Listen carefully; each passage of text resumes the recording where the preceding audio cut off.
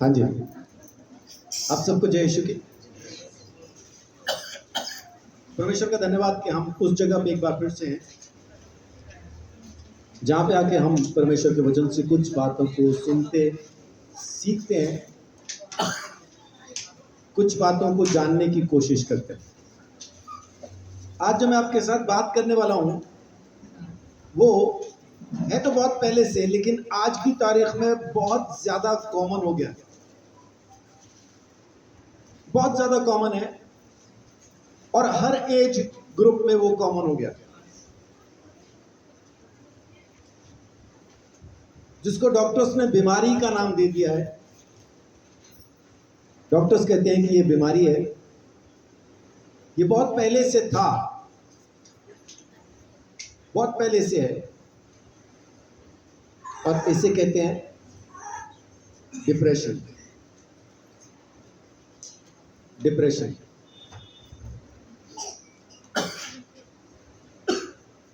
परमेश्वर का वचन डिप्रेशन के बारे में क्या कहता है, आज हम इस बारे में जानने की कोशिश करेंगे।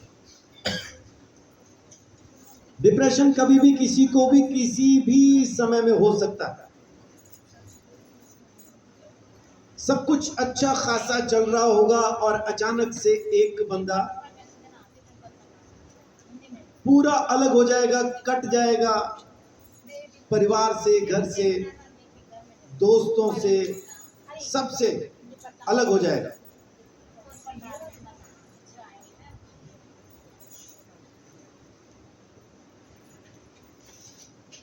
अगर अपने परिवार में ऐसा कुछ हो रहा हो ना, कोई बंदा खामोश होकर ऐसा अलग हो रहा हो, तो उस पर ध्यान दीजिए। वैसा नहीं है कि नहीं वो ठीक ही है, कुछ तो हुआ नहीं है, वैसा सोच के बैठना नहीं। अगर कोई चुप हो गया है, ज्यादा ही चुप हो गया है, ज्यादा ही अकेला रहना उसको पसंद आने लग गया है, रातों को जागना, दिन में सोना, सबसे अलग रहना, खामोश रहना, और जब भी बात करो तो वही सड़ी फूकी सी बातें करना।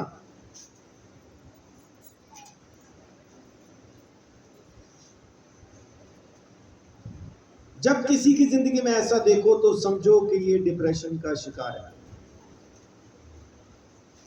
जो चीजें पहले उसको खुशी देती थी, अब चीजें उसके सामने लेके आओ तो बस वो उसको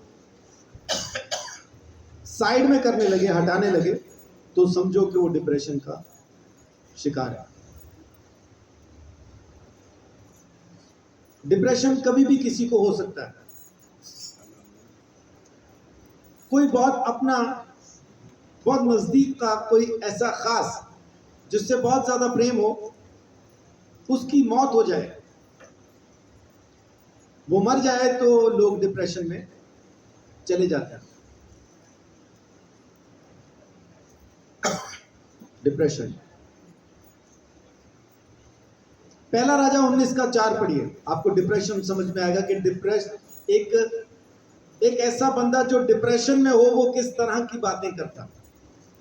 पहला राजा 19:4। परंतु वह स्वयं जंगल में एक दिन के मार्ग पर जाकर एक झाऊ के पेड़ के तले बैठ गया। वहां उसने यह कहकर अपनी मृत्यु मांगी, हे यहोवा, बस है, अब मेरा प्राण ले ले, क्योंकि मैं अपने पुरखाओं से अच्छा नहीं हूँ। क्या कह रहा है?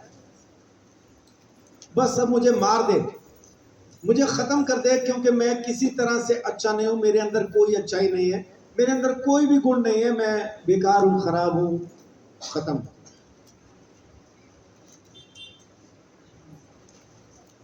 कोई भी जन परमेश्वर के साथ चलते हुए लोग डिप्रेशन में जा सकते हैं। ऐसा किसी किताब में नहीं लिखा कि हम परमेश्वर के साथ चल रहे हैं तो हम कभी डिप्रेशन में नहीं जाएंगे, ऐसा नहीं लिखा। मैं आपको कुछ उदाहरण बाइबल से देता हूं कि जो लोग परमेश्वर के साथ चल रहे थे और उसके बावजूद भी वो डिप्रेशन में चले गए। सबसे पहला नाम मूसा। गिनती 11 का 10 से 15। मूसा एक ऐसा परमेश्वर का सामर्थी दास जिसने आसमान से खाली आग नहीं बरसाई, साथ में बारिश भी आ रही है। मूसा जो बारिश करवाता है उसमें जो ओले गिर रहे हैं वो ओले आग के हैं। ऐसी बारिश आपने देखी कभी कि पानी भी गिर रहा है और आग भी गिर रही है? मूसा वो है जिसने समुद्र को 2 हिस्से कर दिया। मूसा वो है जिसने पानी का खून बना दिया। मूसा वो है जिसने सूरज को अंधेरा कर दिया। मूसा वो है जिसके कहने पे मेंढक आ जाते हैं, और मूसा वो है जिसके कहने से वो मेंढक मर भी जाते हैं। मूसा वो है कि जब वो परमेश्वर के पास बैठ के कुछ मांगता है तो यूं मिलता है उसको। परमेश्वर मूसा के साथ सलाह करता है, मूसा वो है। लेकिन अभी देखिए उसकी हालत क्या है, 11 का 10 से 15। और मूसा ने घराने के आदमियों को अपने अपने डेरे के द्वार पर रोते सुना, और यहोवा का कोप अत्यंत भड़का और मूसा को बुरा मालूम हुआ। तब मूसा ने यहोवा से कहा, तू अपने दास से यह बुरा व्यवहार क्यों करता है? क्या कारण है कि मैंने तेरी दृष्टि में अनुग्रह नहीं पाया कि तूने इन सब लोगों का भार मुझ पर डाला है?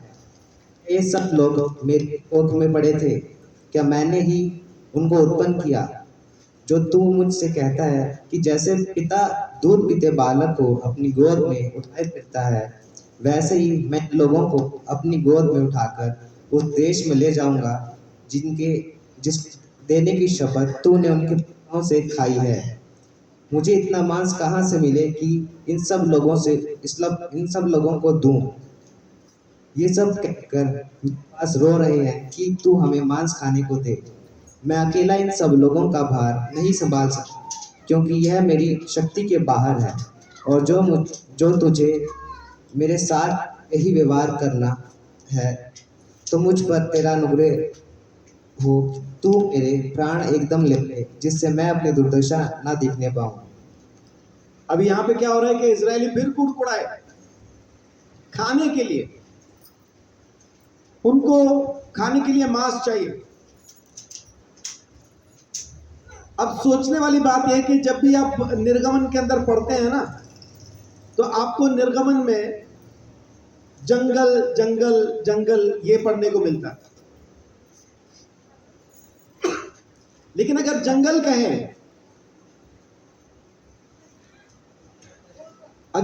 कहें, तो जंगल हरा भरा जानवरों से भरा हुआ ऐसा दिखाई देता है।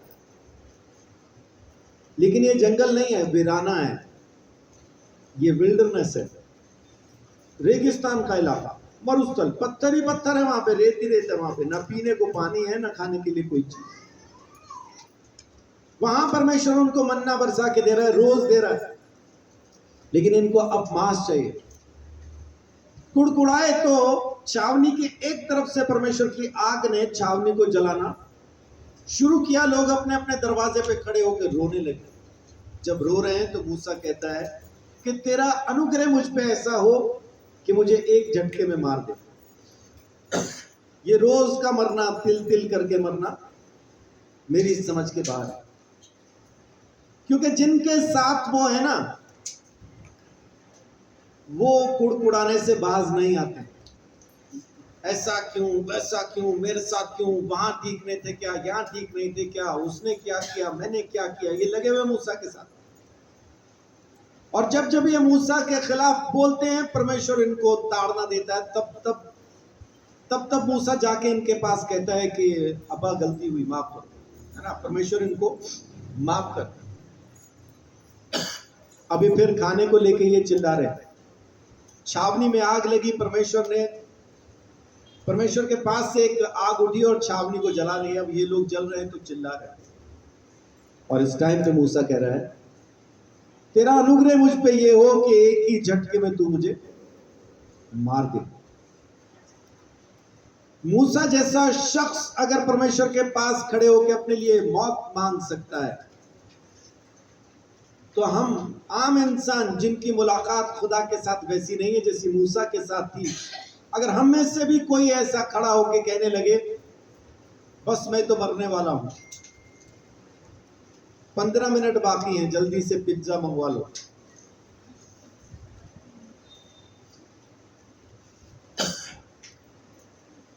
मैं 16वां मिनट देखने वाला नहीं हूं, मेरा ये होने वाला है, मेरा वो होने वाला है, मैं तो बस मोमबत्ती सा जल रहा हूं, अभी पिघल के नाली में मिल जाऊं। अगर कोई आम इंसान ऐसा करना बोलना शुरू करता है तो क्या बड़ी बात। अगर मूसा डिप्रेशन में जा सकता है, कोई भी जा सकता है। मूसा वो जो खुदा के साथ रोज उठता बैठता है, रोज खुदा के साथ उसका राब्ता है, रोज उसके साथ मुलाकात है उसकी, रोज की बातचीत है। ऐसा नहीं है कि वो कभी परमेश्वर के पास बैठता है कभी नहीं बैठता है, वैसा नहीं है।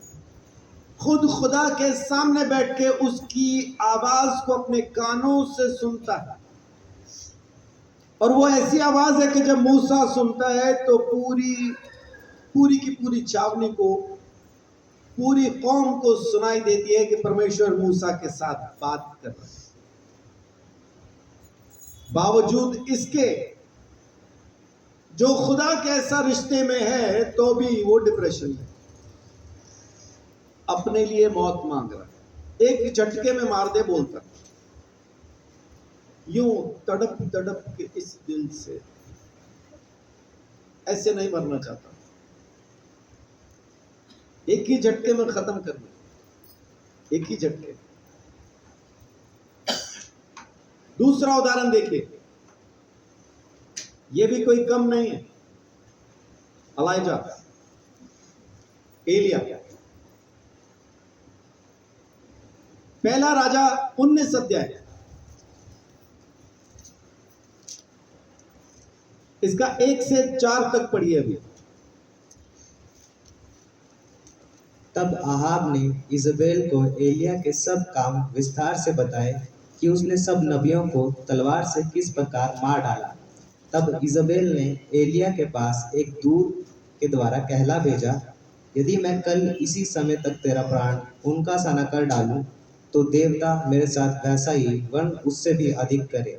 यह देख एलिया अपना प्राण लेकर भागा, बेरशेबा को पहुंचकर अपने सेवक को वहीं छोड़ दिया। परंतु वह स्वयं जंगल में एक दिन के मार्ग पर जाकर एक झाऊ के पेड़ के तले बैठ गया। वहां उसने यह कहकर अपनी मृत्यु मांगी, हे यहोवा, बस है, अब मेरा प्राण ले ले, क्योंकि मैं अपने पुरखाओं से अच्छा नहीं हूँ। कौन है ये? एलिया। एलिया कौन? जिसने एक बार कहा कि बारिश ना हो और परमेश्वर ने कहा नहीं होगी बेटा। और कब तक नहीं होगी? जब तक तू न कह देगा अब नहीं होगी। और भाई ने 3.5 साल तक नहीं कहा कि हो जाए। नदी में नाले में खुद परमेश्वर से ले लेके खाता रहा, लेकिन कहा नहीं कि बारिश हो, कह नहीं रहा।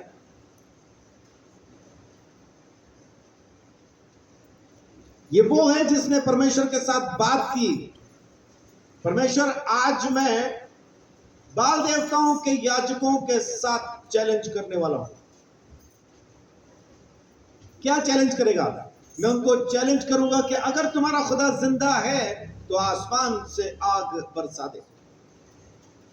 ये परमेश्वर से पहले बात कर रहा है वो, क्योंकि जब वो प्रार्थना करता ना आग बरसाने के लिए, तब कहता है कि ये मैं परमेश्वर की मर्जी से कर रहा हूं, अपनी मर्जी से नहीं कर रहा हूं। ये वो है जिसे आत्मा यूं उठा के राजा के सामने से जंगल से उठा के कहीं और ऐसा आत्मा उसको ले जाता था। ये वो है जिसको परमेश्वर ने जिंदा ही आसमान पे उठा लिया। ये वो एलिया है। ये अभी आग बरसा के आया है 18वें अध्याय में। बाल देवता के 400 नबियों को मार के आया है अभी 18वें अध्याय में। और 19वें अध्याय में क्या कह रहा है? मेरे अंदर कोई खूबी नहीं, मैं बेकार हूं, खराब हूं, मार दे मुझे। इस टाइम तो इसको पूरा हाई वोल्टेज पे होना चाहिए था। नबियों को मारने के बाद इजेबेल, एक औरत ने कहा कि अब मैं इसको मार डालूंगी। वो एक औरत से डर के कहता है परमेश्वर अब मुझे मार देते। और इजेबेल कौन? जिसके लिए इसने कहा था कि कुत्ते तेरा मांस खाएंगे, और कुत्तों ने ही खाया।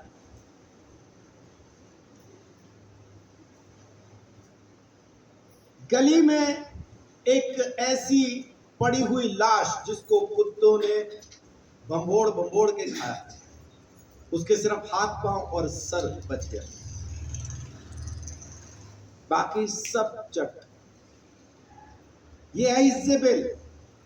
एलिया ने कहा और वो उसके साथ हुआ, लेकिन अब उस औरत के कहने पे कि आज शाम तक 24 घंटे बीतने ना पाएंगे, एलिया को मैं मार दूंगी। और ये सुन के डर गया। ये वो है जिसको लोग पकड़ने के लिए आते हैं 50-50 की टुकड़ियों में, आसमान से आग गिरा के उन टुकड़ियों को भस्म कर देता है। ये वो है। लेकिन एक औरत ने क्या कह दिया? ये मारे डर के क्या कह रहा है? प्रभु मुझे मार डाल, मैं ही रह गया हूं, मुझे खत्म कर दो। ये एलिया। परमेश्वर के ऐसे सामर्थी काम करने के बावजूद भी ये डिप्रेशन में है। बहुत बार अगर परमेश्वर का कोई दास, कोई दासी, कोई यीशु मसीह पे विश्वास करने वाला जब हमें डिप्रेशन में मिलता है तो हम क्या कहते हैं? अरे प्रभु में होके भी तुम डिप्रेशन में हो? हाँ भाई है, कर लो, तुम क्या कर सकते, हम तो हैं।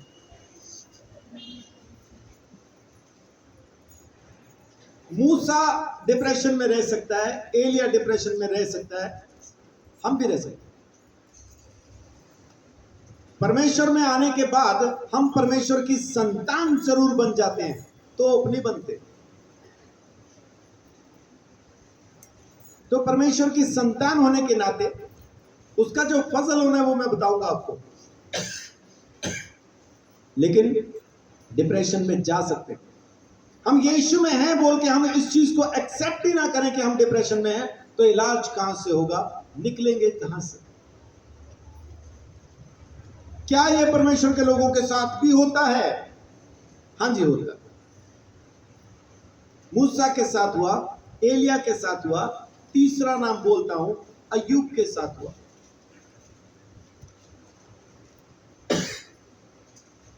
अय्यूब का 3रा अध्याय जब पढ़ेंगे, वहां पे वो अपने पैदा होने वाले दिन को धिक्कार रहा है। वहां पे वो अपनी मां को गालियां दे रहा है, क्यों पैदा किया मुझे? अपने पैदा होने पे उसको दुख है, अफसोस है। वो कह रहा है गर्भ गिर जाता तो अच्छा होता, मैं पैदा ही ना होता तो अच्छा होता। उस दिन पे लानत भेज रहा है वो, लख दी लानत, है ना, जिस दिन मैं पैदा हुआ। वो परमेश्वर के पास देखिए गवाही दे रहा है परमेश्वर इसके बारे में। शैतान के साथ जब बात करता है परमेश्वर गवाही देता है, तूने मेरे दास को देखा, तूने अय्यूब को देखा, वो तो मेरा धर्मी दास है। और परमेश्वर ने उसके चारों तरफ एक बाड़ा भी बांध के रखा है, जिसको शैतान तो क्या उसकी सारी सेना पार नहीं कर सकती।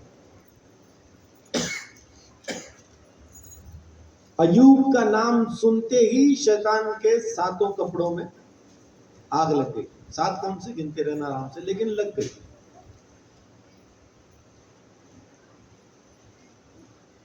तूने तो उसके चारों तरफ बाड़ा बांध रखा है, शैतान कह रहा है। परमेश्वर की गवाही है कि वो मेरा दास है, और शैतान की गवाही है मैं उसको छू नहीं सकता। वो अय्यूब जिसे शैतान छू भी नहीं सकता था, वो अय्यूब जिसे परमेश्वर ने बहुतायत के साथ आशीष दी थी, वो अय्यूब जो पूर्वियों में, अपने में कितने पूर्वी हैं? यूपी के कितने हैं? यूपी से है कोई? मधुबन एक ही है, बाकी सब बिहार से हैं क्या जो उधर के हैं? बिहारी तो एक परिवार तो पता मुझे बिहारी, और भी है कोई बिहार से?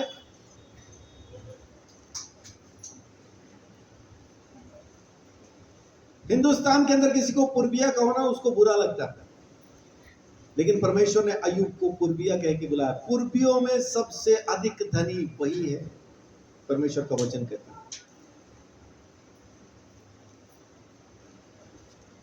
पूर्वीय कौन होते हैं? जो पूरब देश की, पूरब दिशा की तरफ रहते हैं। तो यूपी वालों से ज्यादा पूर्वीय तो बिहारी होते हैं, है ना, क्योंकि ये और ज्यादा पूरब में। ये वो है अय्यूब जिसके बारे में परमेश्वर गवाही देता है मेरा है, और शैतान गवाही देता है तेरा है। तूने उसको बचा रखा है, नहीं तो मैं तो बखियां उधेड़ दूं। तूने बाड़ा बांधा हुआ है, मैं उसको छू भी नहीं सकता। ये अय्यूब जिसे परमेश्वर ने संभाला हुआ है, जिसे शैतान छू नहीं सकता, जरा सा टच हुआ और भाई का डिस्प्ले खराब हो गया। क्या कहने लग गया? धिक्कार है, लानत है उस दिन पे जिस दिन मैं पैदा हुआ, लानत है उस दिन पे जिस दिन ये गर्भ ठहरा। ये गिर जाता तो अच्छा था, मैं पैदा न होता तो अच्छा था। मुझे क्यों पैदा होना था? अय्यूब डिप्रेशन में। तीसरा देखिए, भजनकार, भजन संहिता 42 पूरा अध्याय,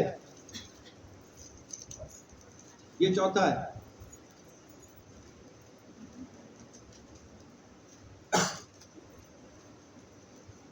भजनकार 42 भजन के अंदर लिखता है,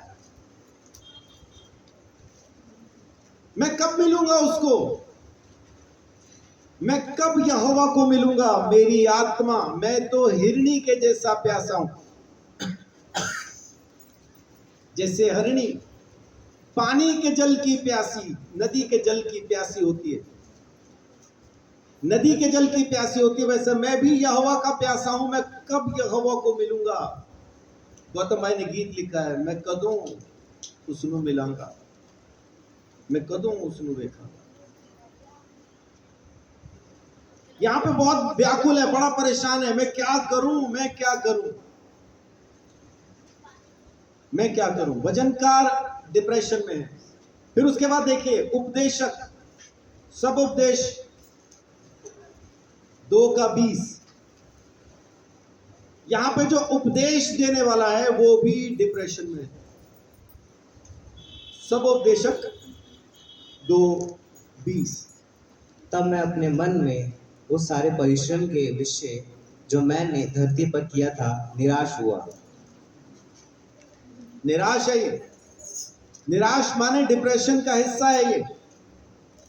निराश कौन होता है? जो डिप्रेस होता है। अब कुछ नहीं हो सकता, पंजाबी में कहते हैं टेरी ढा के बैठा है, सब खत्म करके बैठा है, कुछ नहीं हो सकता बोल रहा है, लेकिन ऐसा है नहीं। एक आखिरी उदाहरण, योना नबी, योना 4:3। इसलिए अब हे यहोवा मेरा प्राण ले ले, क्योंकि मेरे लिए जीवित रहने से मरना ही भला है। मेरे प्राण ले ले, मेरा मरना ही भला है, मैं जिंदा रह के हम का करी।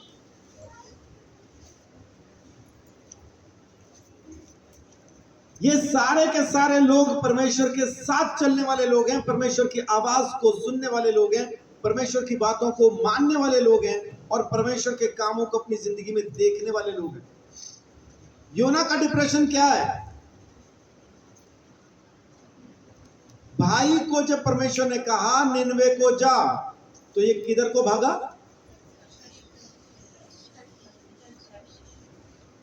तरशीश को। क्यों भागा तरशीश को? सुरसुरी को भागा।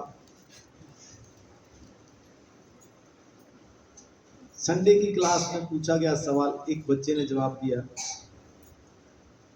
वान्या जवाब देती है सुरसुरी, तो तरशीश याद नहीं रहा। तरशीश को भागा। भागा क्यों?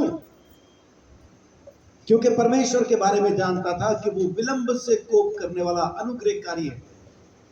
अगर निनवे के लोगों ने मन फिरा लिया तो परमेश्वर उनको नाश नहीं करेगा, और परमेश्वर ने कहा था अब मैं उनको नाश करने पे हूं। लेकिन जा जाके उनको बता कि मेरा सुसमाचार क्या है, ये बताना नहीं चाहता। ये भागा। जिस जहाज में चढ़ के जा रहा था वो जहाज तूफान में फंस गया। ये जहाज में नीचे सो रहा है। लोगों ने आके कहा, ओ भाई तेरे को नहीं पता तूफान में हम फंसे हुए हैं, डूब जाने वाले, तू यहाँ पे सोया हुआ आराम से। तो ये उठ के आंख मलता हुआ पता क्या बोल रहा है, मेरी वजह से आया हुआ तूफान। तेरी वजह से कैसे? उसने बताया मैं परमेश्वर का जन हूं, परमेश्वर ने मुझसे बात की, मैं उसके सामने से भाग के आया हूं। अब इसने कह दिया परमेश्वर का जन हूं, तो इसलिए वो इसको कुछ नहीं कह रहे हैं। उन्होंने खाने का सामान सब कुछ फेंक दिया जहाज को हल्का करने के लिए, लेकिन तूफान तेज है, फिर भी डूबने वाला है जहाज। आखिर में क्या बोलता है, ओ भाई मेरे को फेंक दो, तूफान रुक जाएगा। लेकिन इस तूफान के साथ साथ एक चीज और भी हो रही है। ऊपर जहाज डूबने को है ऐसा पूरा लहरों में खेल रहा है, और नीचे एक बहुत बड़ी मछली बड़े आराम से जहाज के साथ साथ जा रही है। आया नहीं अभी, कब आएगा? ये परमेश्वर के खिलाफ जहाज में बैठ के भाग रहा है, और परमेश्वर ने इसके लिए एक मछली वहां पे रखी हुई है। जब आए तो इसको निनवे पहुंचाना। ये कुरियर निनवे का है, इस पे निनवे का एड्रेस लिखा। तूफान में उसको फेंका गया, जैसे ही फेंका गया मछली ने उसको पकड़ा और निनवे में ले जाकर थूक दिया। 3 दिन 3 रात वो मछली के पेट में था। यीशु ने कहा मैं योना के सिवाय कोई दूसरा चिन्ह तुम्हें नहीं दूंगा। जैसा वो मछली के पेट में 3 रात 3 दिन रहा, ऐसा ही मैं भी कब्र के अंदर 3 रात और 3 दिन रहूंगा। ये मौत क्यों मांग रहा है? क्योंकि इसने वहां पे 3 दिन का प्रचार किया। वो शहर 3 दिन का सफर था, यानी 3 दिन में पूरा शहर इसने कवर कर लिया। और प्रचार क्या था? मन फिराओ, परमेश्वर का क्रोध तुम्हारे ऊपर है, वो तुम्हें नाश करने पे है। मन फिराओ, बदल जाओ, उसकी आवाज को सुनना शुरू करो। निनवे के राजा ने सुन लिया, जानवरों तक के उपवास रखवा दिए। परमेश्वर फिर उसका नाश करने से फिर गया।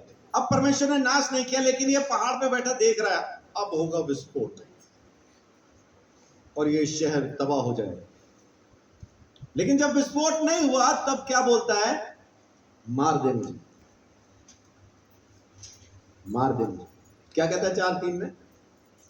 इसलिए हे यहोवा मेरा प्राण ले ले। ले ले, बस अब नहीं देखा जाता। तूने लोगों को छोड़ दिया, ओ प्रभु हाय सारे बच गए, मेरे को मार देते, मेरे को मार देते।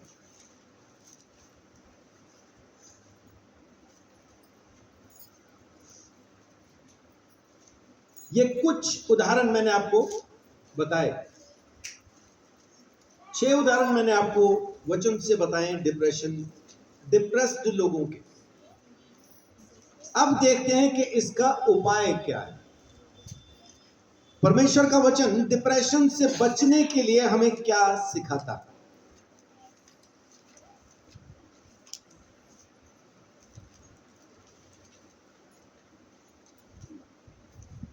पहला राजा 19 का 11 से 13 का उसने यहोवा के सम्मुख पर्वत पर खड़ा। एक सेकंड रुकिए, आप पढ़िए तो। आप वाला माइक सही काम कर रहा है क्या? उसने कहा, निकल कर यहोवा के सम्मुख पर्वत पर खड़ा हो। और यहोवा पास से होकर चला, और यहोवा के सामने एक बड़ी प्रचंड आंधी से पहाड़ फटने और चट्टानें टूटने लगी।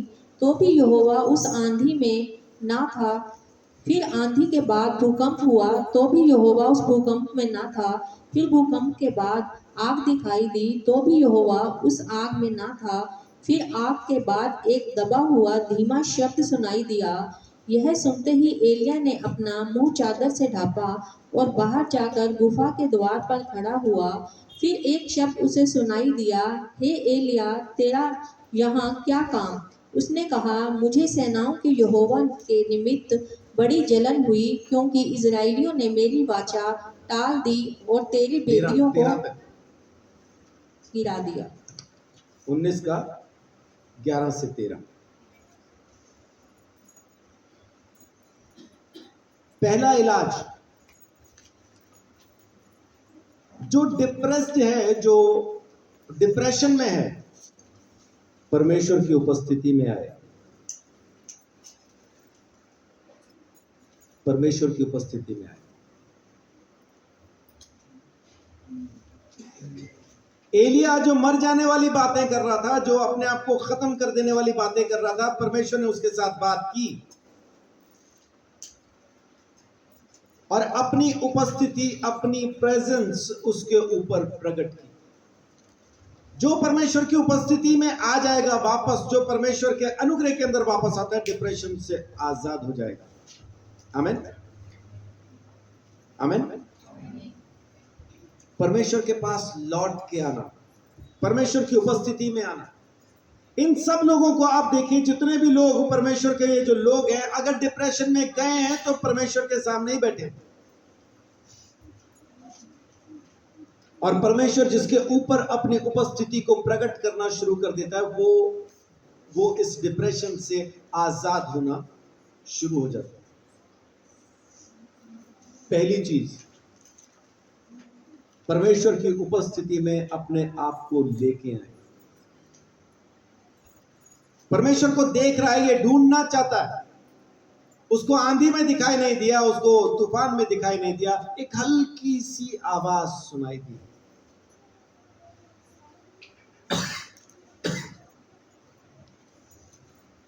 जो डिप्रेशन में है ना, उनके दिमाग के अंदर बड़ा तेज तूफान चलता है। विचारों कैसे बवंडर चलते हैं कि उनको समझ में नहीं आ रहा होता, मैं सोचूं क्या और विचारूं क्या, मैं करूं क्या और छोड़ूं क्या, मैं बोलूं क्या और चुप क्या रहूं, मैं देखूं क्या और क्या ना देखूं। उनके अंदर एक तूफान चलता है।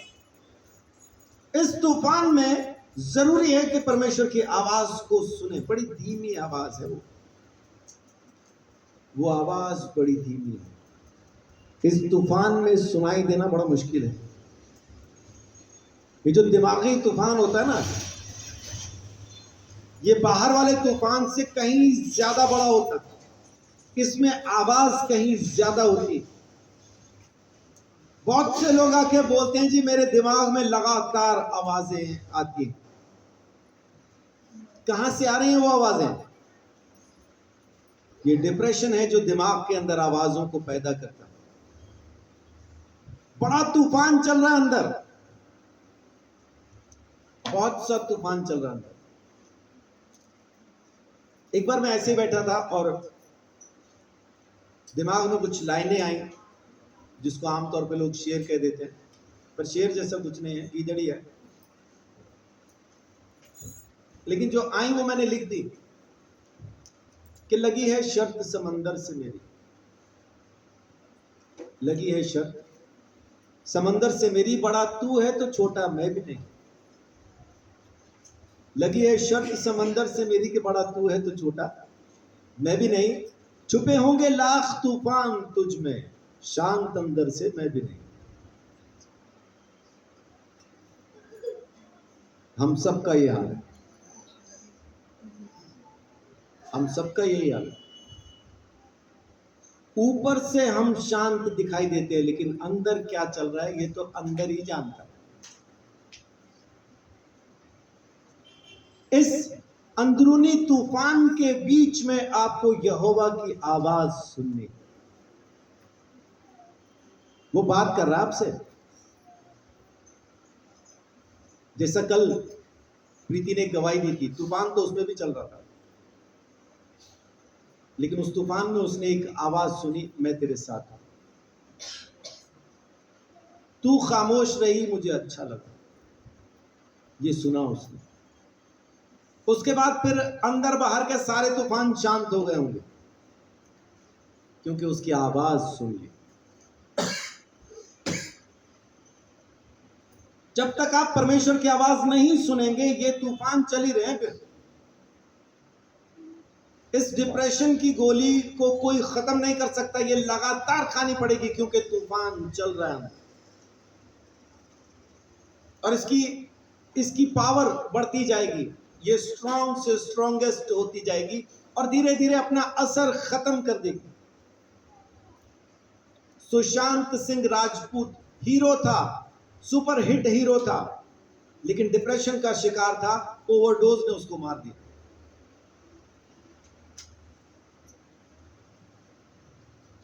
परवीन बॉबी अपने घर के अंदर कब मर गई किसी को पता नहीं, और वो हीरोइन थी। मर्लिन मुनरो अपने ही कमरे में मृत पाई गई, जिसको आज तक कहा जाता है कि जमीन की सबसे खूबसूरत हीरोइन में से वो एक थी, मर्लिन मुनरो। हमारे हिंदुस्तान के बहुत सारे ऐसे एक्टर्स हैं। एक कुत्ते को घुमाने के लिए लेके गया, जब वापस आया वो कुत्ते के पटे के साथ ही लटक के मर गया। क्या है ये? अंदर का तूफान, अंदर का तूफान। ये आपको किसी भी हद तक पहुंचा सकता है। परमेश्वर की उपस्थिति में जब बैठेंगे, परमेश्वर की उस हल्की सी आवाज को जब आप सुनेंगे, उसी घड़ी आपका डिप्रेशन खत्म हो जाएगा। आमीन। परमेश्वर की आवाज को सुनो। तो धीमी तो है,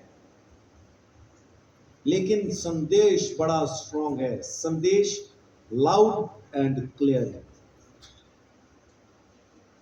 परमेश्वर का वचन, परमेश्वर की उपस्थिति आपको इस डिप्रेशन से आजाद करती है। इस भयंकर तूफान में वो हल्की आवाज सुनिए, कान खोल के सुनिए। कान खोल, बार बार वचन कहता है कान खोल। दाऊद तो यहां तक कहता है, हे मेरे परमेश्वर मेरा कान खोद के खोल दे। ऐसा कौन सा कुआं खोदना वहां? लेकिन परमेश्वर कह रहा है, वचन कहता है, दाऊद की रिक्वेस्ट है कि मेरे कान को खोद के खोल दे। आप भी कीजिए ये प्रार्थना, परमेश्वर मेरे कान को खोद के खोल दे कि मैं तेरी उस हल्की आवाज को सुन सकूं, मैं तेरी उस हल्की आवाज को पहचान सकूं। वो जो कहे वो कीजिए, उसके बाद देखिए डिप्रेशन किधर का किधर जाता है। दूसरी बात, पवित्र आत्मा का अनुभव करें। पवित्र आत्मा का अनुभव करें।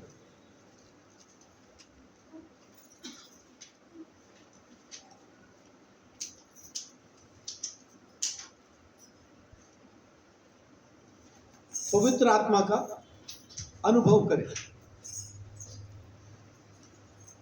एक्सपीरियंसिंग होली स्पिरिट, पवित्र आत्मा का अनुभव। यशाया 61 का 1 से 3। यशाया 61 वर्सेस 1 through 3। प्रभु यहोवा का आत्मा मुझ पर है, प्रभु यहोवा का आत्मा मुझ पर है, क्योंकि यहोवा ने सुसमाचार सुनाने के लिए मेरा अभिषेक किया और मुझे इसीलिए भेजा है कि खेदित मन के लोगों को शांति दूं। क्या कहता है? परमेश्वर का आत्मा मुझ पे किस लिए है? ताकि खेदित मन वालों को शांति दूं। जिनके मन को चोट पहुंची है, जिनके मन को खेद पहुंची है, उनके खेदित मन को मैं शांति दूं। कितने लोग हैं दूरदर्शन वाले जमाने के? टेलीविजन पे सिर्फ दूरदर्शन का ही एक चैनल हुआ करता था। हाँ जी, DD1 है ना, वो DD नेशनल। वो गोला सा घूम के आता था, टीवी शुरू होता था, उसके ऊपर फिल्म आया करती थी। शनिवार को और संडे को फिल्म आती थी, और कभी कभी चलती फिल्म रुक जाती थी और एक वहां पे बोर्ड होता था, उस पे क्या लिखा होता था? रुकावट में छेद है। रुकावट के लिए खेद है। खेद का मतलब क्या है? जो वो फिल्म दिखा रहे हैं ना हमें, फिल्म रुक गई है किसी वजह से, तो उनके मन को दुख है, उनके मन को तकलीफ है, उन्हें इस बात से परेशानी है। इसलिए माफी में क्या कह रहे हैं? रुकावट के लिए खेद है। खेदित मन वालों को शांति दे, और कि बंदियों के लिए स्वतंत्रता का और कैदियों के लिए छुटकारे का प्रचार करूं। बंदियों के लिए छुटकारे का। लेकिन खास बात क्या है यहां पे कि पवित्र आत्मा, यूहन्ना 16 अध्याय, पवित्र आत्मा किस वजह से भेजा गया है? ताकि खेदित मन वालों को शांति दे, तसल्ली दे। पवित्र आत्मा, जब आप पवित्र आत्मा की सुनने लगेंगे, उस भयंकर आवाज में, उस तूफान के अंदर जब परमेश्वर की आवाज को सुनने लगेंगे, तब पवित्र आत्मा आपको शांति देगा, तब वो आपको तसल्ली देगा। बच्चे बड़े हो गए हैं, इनकी शादियां कैसे होंगी? हमारे पास तो किराए का मकान है, किराए के मकान में कोई बहू नहीं देता, कोई बेटी नहीं देगा किराए के मकान में रहने के लिए, तो अब हमारे लड़कों की शादी होगी कैसे? हाय दैया, कैसे होगी? लेकिन वचन क्या कहता है कि परमेश्वर का पवित्र आत्मा वो तसल्ली देता, खेदित मन वालों को शांति देता। जब आप शांति के साथ परमेश्वर की आवाज को सुनने लगेंगे, तो मकान तो छोड़िए, बंगला भी बन जाएगा। उसकी सुनो तो, उसके पास सब कुछ है हमें देने के लिए। जिसने अपना इकलौता बेटा दे दिया, वो और सब कुछ क्यों ना दे? कहां लिखा है?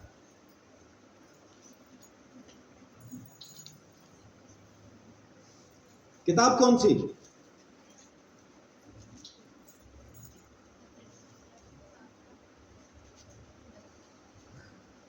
कहां लिखा है?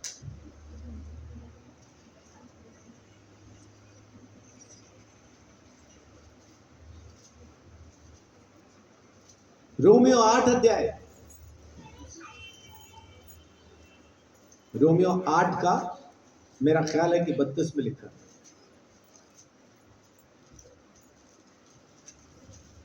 क्या लिखा 32 में? 31 से पढ़िए। अतः हम इन बातों के विषय में क्या कहें? यदि परमेश्वर हमारी ओर है, तो हमारा विरोधी कौन हो सकता कौन है? हो सकता है? जिसने अपने निज पुत्र को भी ना रख छोड़ा, परंतु उसे हम सब के लिए दे दिया, वह उसके साथ हमें और सब कुछ क्यों ना देगा? आमीन। सब कुछ देगा, यकीन तो करें, शांति तो रखें। थोड़ा रुको तो, थोड़ा देखो तो। पवित्र आत्मा जब आएगा, तब आपकी जिंदगी में वो तसल्ली, वो शांति लेके आएगा। यूहन्ना 16 का 6-7।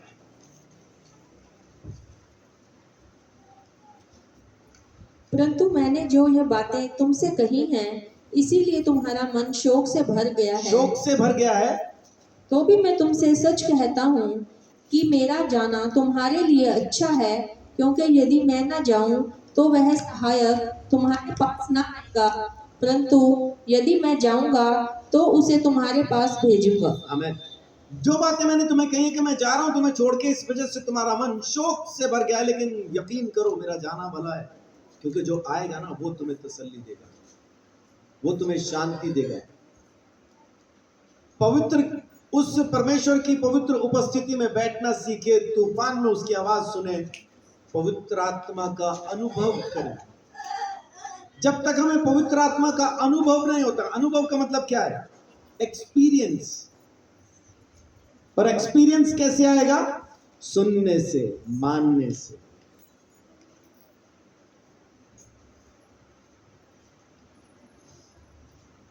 सूरज को मैंने पूछा तुझे फेसबुक चलानी आती है? कह रहा चलानी तो नहीं आती, पीछे बैठ जाऊंगा। ऐसा क्यों? एक्सपीरियंस। क्यों नहीं चला पा रहा? क्योंकि एक्सपीरियंस नहीं है अभी। पीछे बैठा, एक दिन चलाने भी लगेगा।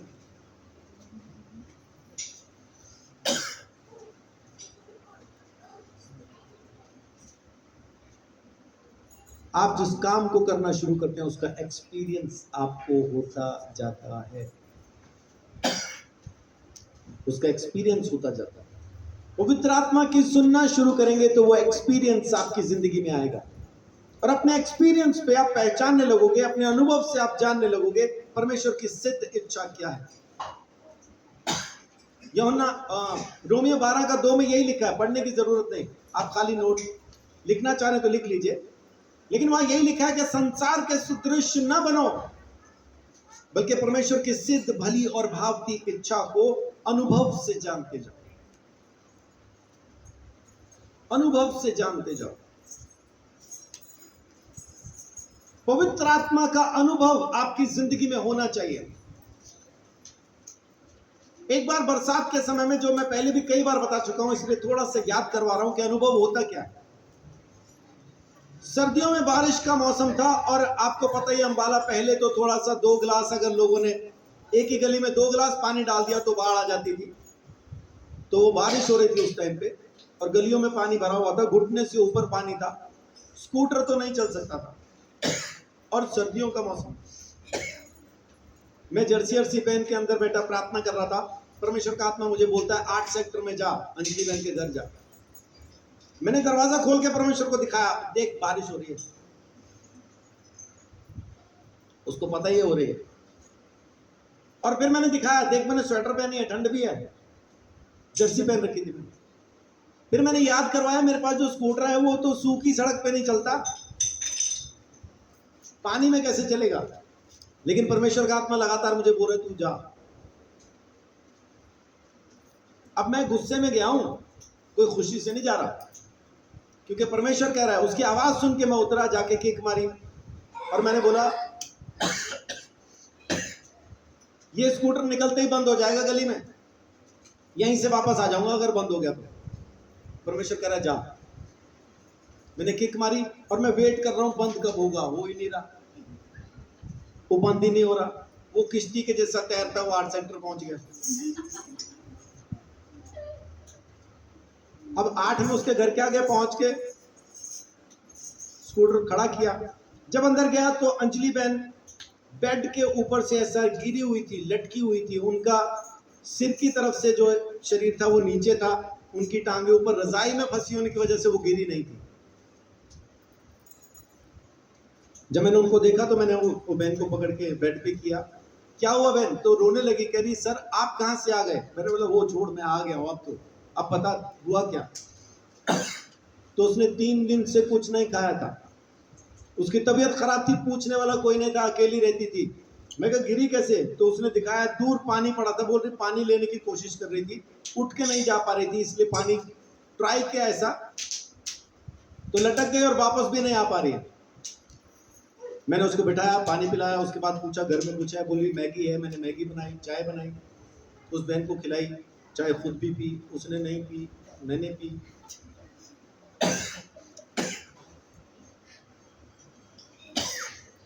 सर्दी में भीग गया था ना, लेकिन उस बहन को मैं मैगी खिला पाया। अगर मैं परमेश्वर की आत्मा का अनुभव ना कर रहा होता, मुझे उसकी आवाज की पहचान न होती, मैं नहीं जा रहा था फिर सर्दी में बाहर। कौन जाता है? फिर नहीं जा रहा था मैं। उसका पवित्र आत्मा का अनुभव आप अनुभव से ही जान पाएंगे। उसकी तसल्ली ही आपको उसके अनुभव से ही आनी है। ये नहीं है कि पवित्र आत्मा है और मुझे तसल्ली आ गई, वैसा नहीं है। वो कुछ बातें करेगा आपके साथ, आपको उन बातों को सुनना और मानना है, और तब आपकी जिंदगी में परमेश्वर की आत्मा की तसल्ली आने लगेगी। ऐसा ही परमेश्वर ने एक दिन प्रार्थना के समय में मुझे एक पास्टर के पास भेजा, जा उसको इस बार का दसवांश दे के आ। और वो ऐसा था, मेरा उसके साथ इतना गहरा प्रेम था, वो मर रहा हो तो पानी ना दूं, लेकिन परमेश्वर का आत्मा बोलता है कि जा जाके उसको तू दसवांश दे के आ। मैंने तुरंत वही स्कूटर, वही था अपने पास उसकी सेकंड हैंड वेस्पा, मैंने उठाया, फटाफट दे के आया। इससे पहले कि मैं बैठ के विचार करना शुरू करूं ना, मैं विचार करना शुरू करता तो मैं कभी ना देता उसको। तो मैंने सोचा नहीं, विचारा नहीं, तुरंत जाके मैंने वो दसवांश दिया। मैं जब वापस आ रहा था, इतना हल्का, इतना अपने आप को ऐसा महसूस कर रहा था, मुझे नहीं लग रहा था मैं स्कूटर पे, मुझे लग रहा था मैं सुपरमैन हूं, उड़ता हुआ आ रहा है ना, उतना हल्का था मैं। घर पहुंचा, उस पास्टर का मुझे कॉल आया और मुझे क्या बोलते हैं कि पास्टर जी, परमेश्वर का धन्यवाद, आपको सच में परमेश्वर ने ही भेजा होगा। मैंने कोई खास ज्यादा बात नहीं की, हाँ मैं कहा प्रभु का अनुग्रह है जी। तो क्या बोलता है, पास्टर हमारे पास में खाने के लिए एक भी पैसा नहीं था, अब आप आए हो तो हम राशन लेके आए। मेरा उसके साथ क्या रिश्ता है, ये मेरी अपनी समस्या है। परमेश्वर के साथ सही है भाई का, परमेश्वर सुन रहा है, उसकी टेंशन में है, परमेश्वर ने उसके हालात को देखा है, इसलिए मुझे भेजा। मेरी नजर में वो घटिया, बेकार और बिल्कुल खत्म इंसान है, परमेश्वर की नजर में वो उसका बेटा है। तो मैं कैसा देखता हूं लोगों को, ये मेरी गंदी नजर है, परमेश्वर कैसा देख रहा है, ये उसके अनुग्रह की नजर है।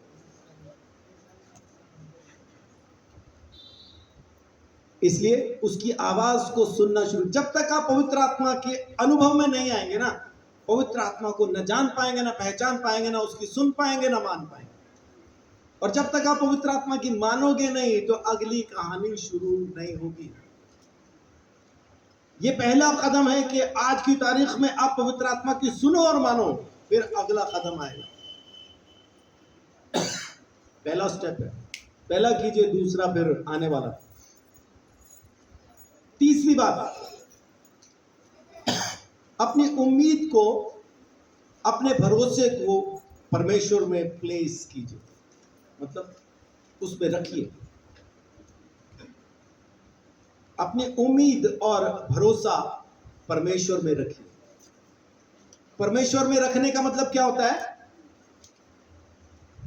मां आई बेटी को आके बोलती है, बेटी देख मैंने तेरे लिए ये सोने का सेट बनवाया है, ले इसको अलमारी में संभाल के रख दे। ऐसे ही अपनी उम्मीद को, अपने भरोसे को संभाल के परमेश्वर में रखना है। आपकी उम्मीद और आपका भरोसा इस सोने और हीरे मोती के सेट से कहीं बढ़ के है, और परमेश्वर आपकी मजबूत अलमारी से कहीं बढ़ के,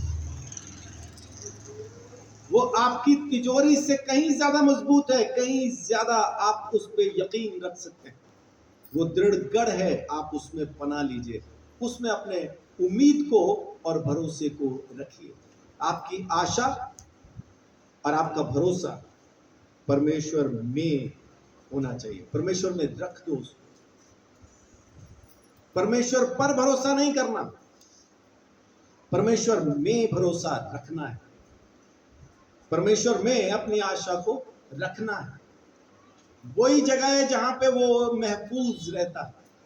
आपकी आशा भी, आपका भरोसा भी वहीं पे महफूज रहेगा। नहीं तो परेशानी रहेगी भाई, नहीं तो समस्या रहेगी। भजन संहिता 31 का 24।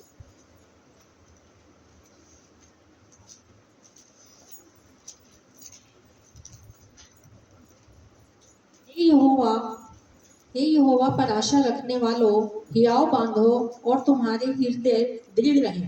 हमें 42 पे निकाल लीजिए। हे यहोवा पर आशा रखने वालों, तुम अपने आप में हिम्मत बांध के रहो, मजबूती के साथ रहो, क्योंकि तुम्हारा भरोसा तुम्हारी आशा खुद परमेश्वर है। आमीन। उसमें भरोसा रखना सीखिए, उसमें आशा रखना सीखिए, आप डिप्रेशन से आजाद हो जाए। मैंने ऐसे लोग भी देखे हैं जिनकी जिंदगी में बड़े बड़े काम हो रहे थे, लेकिन उनको टेंशन नहीं होती, उनको कोई टेंशन नहीं है। 3 लाख कहां से आएगा, आ गया। 1.5 लाख कहां से आएगा, आ गया।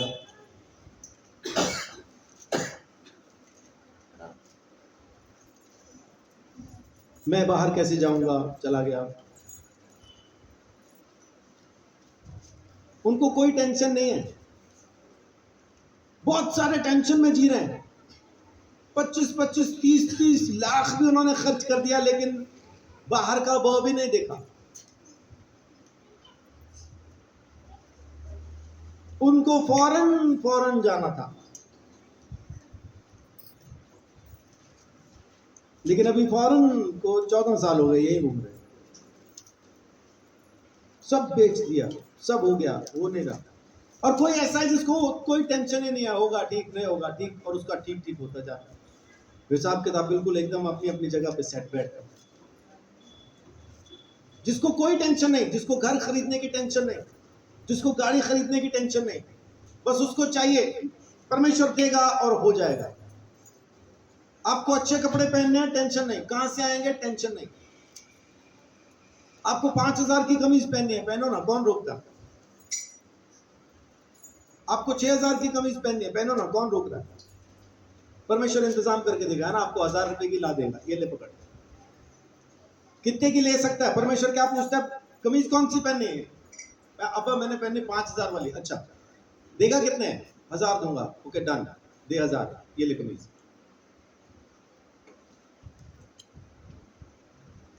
टेंशन में रहने का नहीं है ना। बहुत पहले एक फिल्म में डायलॉग आया था, टेंशन लेने का नहीं, टेंशन देने का है। तो आपको टेंशन लेनी नहीं है, अपनी टेंशन परमेश्वर को देनी है। खुद फारिग होकर बैठ जाना, परमेश्वर अनुग्रह करता है। आमीन। 42 का 5 पढ़िए। हे मेरे प्राण, तू क्यों गिरा जाता है, तू अंदर ही अंदर क्यों व्याकुल है। परमेश्वर पर आशा लगाए रख, क्योंकि मैं उसके दर्शन से उद्धार पाकर फिर उसका धन्यवाद करूंगा। आमीन। 11 भी पढ़िए। हे मेरे प्राण, तू क्यों गिरा जाता है, तू अंदर ही अंदर क्यों व्याकुल है। परमेश्वर पर भरोसा रख, क्योंकि वह मेरे मुख की चमक और मेरा परमेश्वर है, मैं फिर उसका धन्यवाद करूंगा। आमीन। पहले कहता है क्यों टेंशन रखता है, आशा उस पर रख, मैं उसका दर्शन देखूंगा। फिर कह रहा है कि काहे की प्रॉब्लम है, तेरे चेहरे की जलो, जलो ही कहते हैं, GLOW। अच्छा, ग्लो। तेरे चेहरे की ग्लो, मेरे चेहरे की ग्लो खुद परमेश्वर है। बहुत से लोग आपको कहते होंगे, आपके चेहरे पे तो खुदा का नूर दिखाई देता है।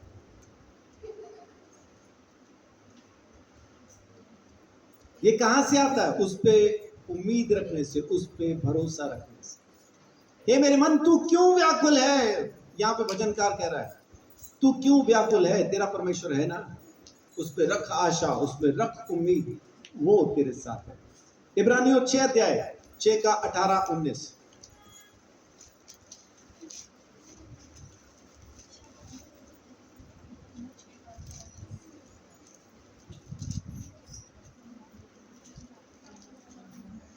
इब्रानियों 6:18-19। ताकि दो बेबदल बातों के द्वारा, जिसके विषय में परमेश्वर का झूठा ठहरना अनहोना है, दृढ़ता से हमारा ढांढस बन जाए, जो शरण लेने को इसीलिए दौड़ते हैं कि उस आशा को जो सामने रखी हुई है प्राप्त करें। वह आशा हमारे प्राण के लिए ऐसा लंगर है जो स्थिर और दृढ़ है और पर्दे के भीतर तक पहुंचता है। आमीन। क्या कह रहा है कि परमेश्वर बदलता नहीं, तो उसकी कही बात पे यकीन रख। ऐसा क्यों है कि वो बदलता नहीं? तो ऐसा, इससे क्या होगा कि जो कोई उस पे आशा रखता है वो दौड़ के उसके पास आता है। और परमेश्वर हमारा ऐसा लंगर है। लंगर माने कड़ी चावल। हाँ, सागर क्या कह रहा है? अच्छा, छोले चावल।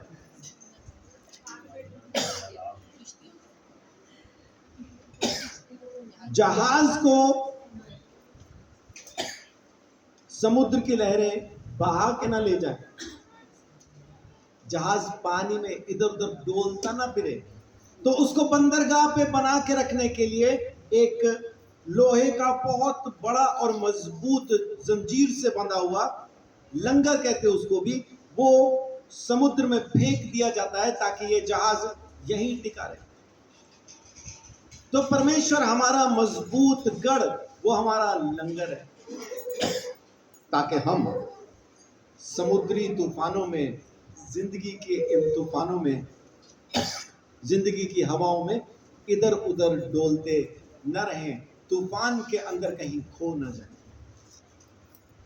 परमेश्वर खुद वो लंगर है जो हमें किनारे से बांध के रखेगा, किनारे पे लगा के रखेगा, इस टेंशन से फ्री रखेगा। समुद्र में तूफान है, मैं तो किनारे पे हूं और मेरा लंगर खुद परमेश्वर है। आमीन। उस पे जब आप उम्मीद रखते हैं, उस पे जब आप आशा रखते हैं, तो फिर वो आपको मजबूती से थामे रहता है। चौथी बात है कि अपनी सारी चिंता उस पे डाल दो। पहला पतरस 5:7, अपनी सारी चिंता उस पर डाल दो क्योंकि उसको तुम्हारा ध्यान है। परमेश्वर चिंता नहीं करता, परमेश्वर हमारा ख्याल रखता है बस। अगर परमेश्वर भी चिंता करने लगे तो फिर अपने को तो चिंता में खत्म हो जाना चाहिए। परमेश्वर चिंता नहीं करता। यहां वचन ये नहीं कह रहा कि अपनी सारी चिंता उस पर डाल दे क्योंकि उसको तुम्हारी चिंता है, ये नहीं कह रहा है। वचन यहां क्या कह रहा है? अपनी सारी चिंता उस पर डाल दे क्योंकि उसको तुम्हारा ध्यान है, तुम्हारा ख्याल है, वो केयर करता है, वो अपने अनुग्रह के अंदर हमें संभाल के रखता है। आमीन।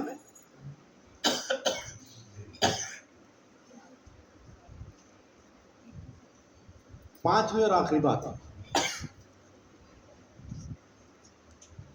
दूसरे विश्वासियों से सपोर्ट लें, receiving the support of believers, दूसरे विश्वासियों से मिलने वाली सहायता। हम सब एक साथ क्यों हैं? कभी आपने नोटिस किया, आपकी एक बाजू में दर्द हो रहा होता है तो दूसरा हाथ क्या करता है? आपकी बाजू में दर्द है तो दूसरा हाथ क्या कर रहा होता है? दूसरा हाथ उसको ना अपने आप ही दबा रहा होता है। आपके पांव में दर्द है तो आपके दोनों हाथ आपके पांव को दबा रहे होते हैं।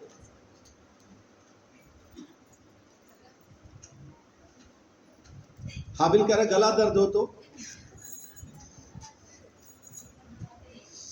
तो फिर मेरे पास आओ,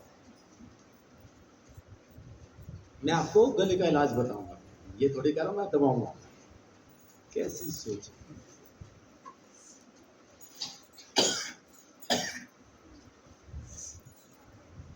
दूसरे विश्वासियों से सहायता ले, दूसरे विश्वासियों से मदद ले।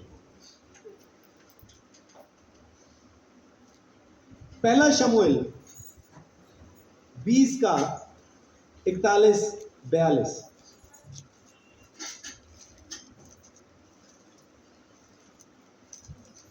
पहला शमूएल 20:41। ज्यों ही लड़का गया त्यों ही दाऊद दक्षिण दिशा की ओर से निकला और भूमि पर औंधे मुंह गिरकर 3 बार दंडवत की। तब उन्होंने एक दूसरे को चूमा और एक दूसरे के साथ रोए, परंतु दाऊद का रोना अधिक था। तब योनातान ने दाऊद से कहा, कुशल से चला जा, क्योंकि हम दोनों ने एक दूसरे से यह कहकर यहोवा के नाम की शपथ खाई है कि यहोवा मेरे और तेरे मध्य में, मेरे और तेरे वंश के मध्य में सदा रहे। अब यहाँ पे क्या हो रहा है कि दाऊद को शाऊल मार डालना चाहता है, लेकिन योनातान उसको बचाना चाहता है। योनातान ने कहा था कि अगर मैं इस तरफ तीर मारूं तो तू आ जाना, उस तरफ तीर मारूं तो तू चला जाना। और उसने उसी तरफ तीर मारे जो इशारा था कि तू यहां से चला जा, मेरा बाप सच में तुझे मार डालना चाहता है। और एक लड़के को भेजा जाके तीर उठा ला। वो तीर उठा के जो लड़का लाया, जब वो लड़का चला गया तो दाऊद निकला और आके योनातान के साथ उसने गले मिलके वो रोया, योनातान के साथ मिलके। ये एक दूसरे की मदद है। योनातान ने मदद की है यहाँ पे दाऊद की, कि उसको बचाया जा सके, उसको जिंदगी दी जा सके। नहीं तो उसका बाप उसको मार डालने पे पूरी युक्ति तैयार है, उसको खत्म कर दिया जाएगा, अब बचेगा नहीं, मार ही देंगे।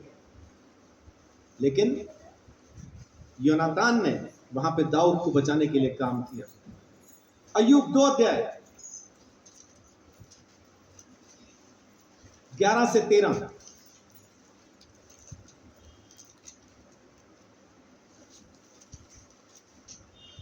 तब तेमानी एलीपज और शूही बिल्दाद और नाताम सोबार अयूब के इन तीनों मित्रों ने इस सब विपत्ति का समाचार पाया जो उस पर पड़ी थी। तब वे आपस में यह ठान कर कि हम अयूब के पास जाकर उसके संग विलाप करेंगे और उसको शांति देंगे, अपने अपने यहाँ से उसके पास चले। 3 दोस्त जब सुनते हैं कि हमारा एक दोस्त बहुत परेशान है, तो तीनों दोस्त निकल के आते हैं अयूब के पास उसे शांति देने के लिए।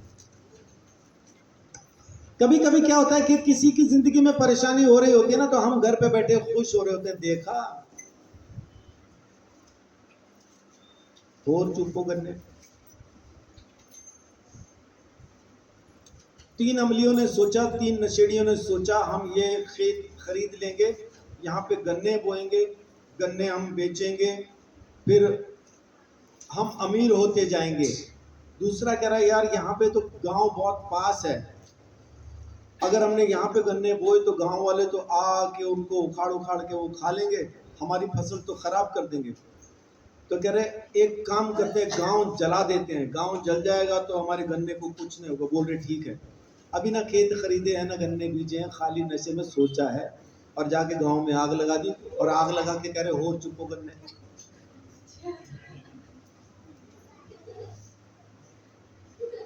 कभी कभी हम भी ऐसे करते हैं, कोई परेशान होता है तो हम घर बैठे यही कह रहे होते हैं, देखा उसने ऐसा किया था ना मेरे लिए, इसलिए उसके साथ अब ऐसा हो रहा।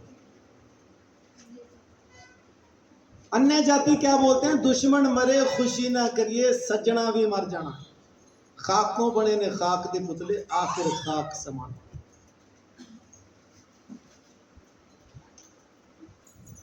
और हम परमेश्वर के पास रहने वाले लोग जब किसी दूसरे की परेशानी से खुश होते हैं तो समस्या है। अय्यूब जब परेशान हुआ तो उसके 3 दोस्त तसल्ली देने आए। हमें अपने चर्च के लोगों के बारे में पता होता है, वो बीमार है, वो परेशान है, वो उसके घर पे ये हो गया, उसके वहां पे वो हो गया। कितने लोग हैं जो जाके उनको तसल्ली दे के आते हैं, और अगर कोई तसल्ली देने चला जाए तो बाद में फोन कर करके पूछते हैं वो क्यों आई थी, वो क्यों आया था। मतलब हम तसल्ली देने भी नहीं जा सकते, वही क्यों आया, वही क्यों आई। लेकिन वचन कहता है कि विश्वासियों को आपस में तसल्ली देना जरूरी है। इसका 42 का 10 और 11 में देखिए।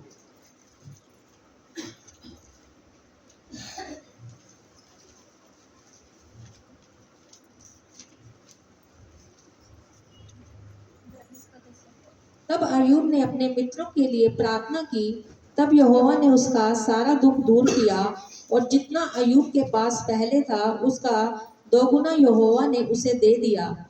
तब उसके सब भाई और सब बहनें और सब जितने पहले उसको जानते पहचानते थे, उन सबों ने आकर उसके यहाँ उसके संग भोजन किया, और जितनी विपत्ति यहोवा ने उस पर डाली थी उस सब के विषय में उन्होंने विलाप किया और उसे शांति दी, और उसे एक एक सिक्का और सोने का एक एक बाली दी। अब अय्यूब ने भी क्या किया, उन दोस्तों के लिए जो उसके पास आए थे उसे तसल्ली देने के लिए, लेकिन तसल्ली देने की जगह पे कुछ ऐसी बातें कही जो अय्यूब के दिल को लगी। अय्यूब ने उनको कहा, इससे अच्छा तो तुम ना ही आते तो ठीक था। लेकिन फिर परमेश्वर ने कहा, तू उनके लिए प्रार्थना कर, उनके लिए प्रार्थना कर। मेरा ख्याल आज सुबह ही रीना मुझे भी बोल रही थी कि परमेश्वर का आत्मा ये बोल रहा है कि खास तौर से उनके लिए प्रार्थना कर जिनकी वजह से तुझे तकलीफ हुई। तो रीना ने बताया कि जब से उसने उन लोगों के लिए, खास तौर से उनके लिए जिन्होंने सबसे ज्यादा उसको तकलीफ पहुंचाई थी, उनके लिए जब आशीष मांगना शुरू किया, परमेश्वर ने रीना की जिंदगी में आशीषें भरना शुरू कर दिया।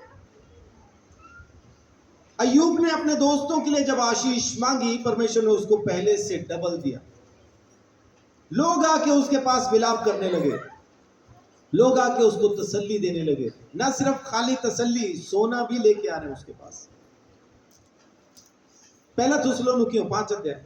आपको भी यही करना है, अपने उन लोगों के लिए, उन दुश्मनों के लिए जो खास तौर से जिन्होंने आपको तकलीफ दी है, उनके लिए प्रार्थना करें, आशीष मांगे अगर आपको आशीष चाहिए तो। देखिए, इस बात को समझने की कोशिश कीजिए। लिखना पढ़ना अभी 2 सेकंड के लिए बंद कर दीजिए। अगर आपके अंदर किसी के लिए नफरत है और आप चाहते हैं कि उसकी कोई तबाही हो, उसका ये हो, वो हो, फलान हो, ढमकान हो, आपके अंदर अगर नफरत है, तब सोच के बताएं असल में नफरत का बीज कहां है।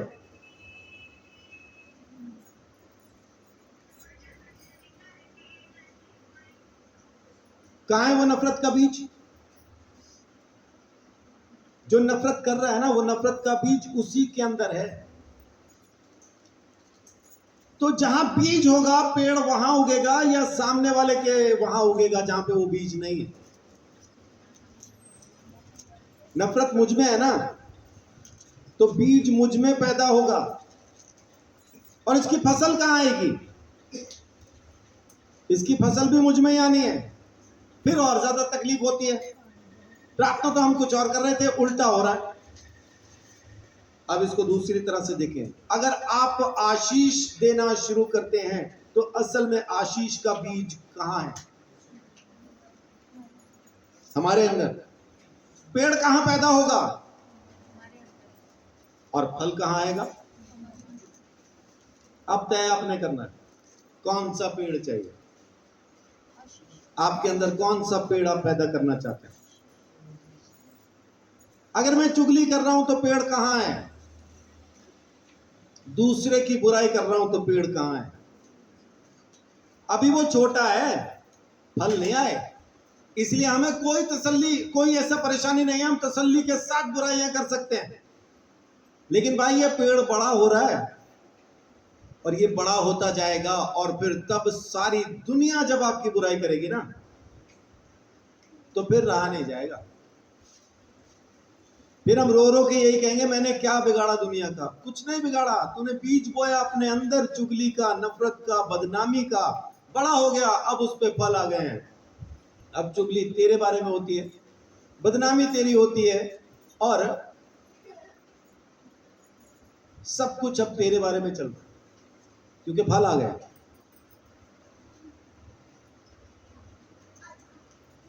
चुगलियां तेरी होनी, बदनामियां तेरी होनी, बातें तेरे बारे में होनी है, निंदा तेरी होनी है।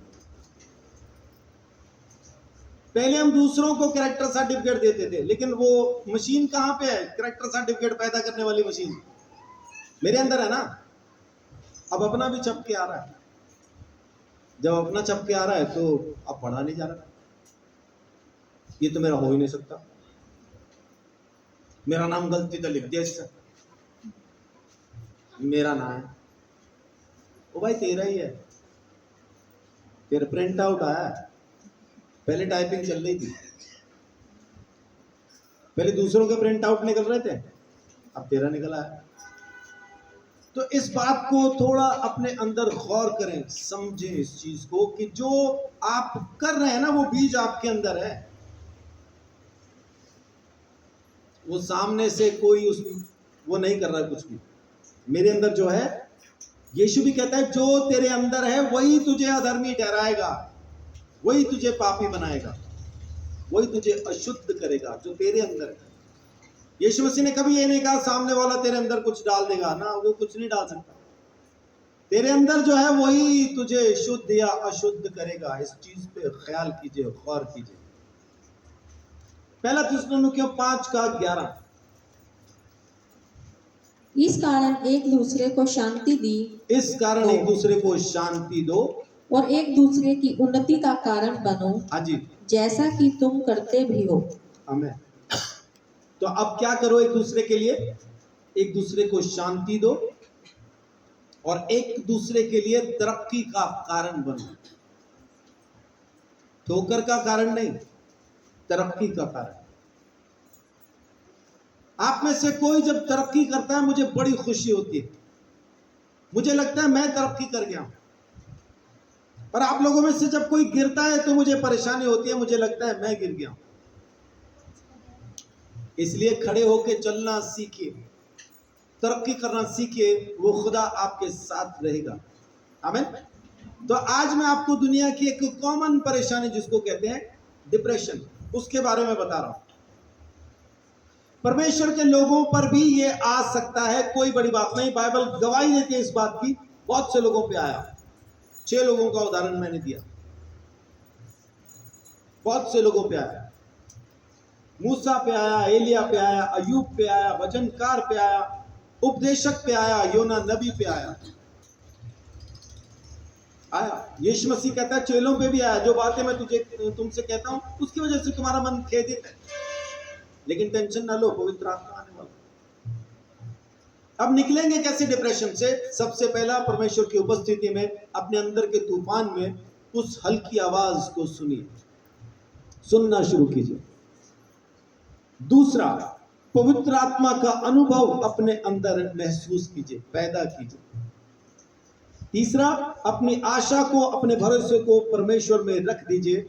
चौथा, अपनी सारी चिंता उस पर डाल दीजिए, बिल्कुल बेफिक्र हो जाएं। और पांचवा, ये हमारा फर्ज है। वो तो नहीं मांगेगा जो डिप्रेशन में, वो नहीं मांगेगा, लेकिन हमारा फर्ज है कि अगर हम किसी को ऐसा देखें कि कोई यूं परेशान है तो हम उसको जाके तसल्ली दें। कोई भी दे सकता है, वो ये नहीं लिखा कि मुझे बस ये और ये तसल्ली देंगे, मुझे वो नहीं चाहिए, मुझे वो नहीं चाहिए, मुझे उसकी तसल्ली नहीं चाहिए, उसकी। कोई भी दे सकता है। परमेश्वर किसी से भी बात कर सकता है।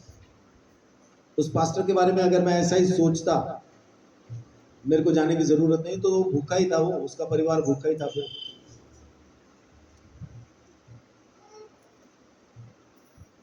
ये 5 बातें, उस तूफान में उसकी हल्की आवाज को सुनना, पवित्र आत्मा का अनुभव करना, अपनी आशा को, अपने भरोसे को परमेश्वर में रखना, अपनी सारी चिंता उस पर डाल देना और विश्वासियों की सपोर्ट को, उनकी सहायता को हासिल करना। इस तरह से कोई भी शख्स डिप्रेशन से आजाद हो सकता है। सो परमेश्वर आप सबको बहुत आशीष, बड़ी बरकतें अपने अनुग्रह के अंदर संभाल के रखें।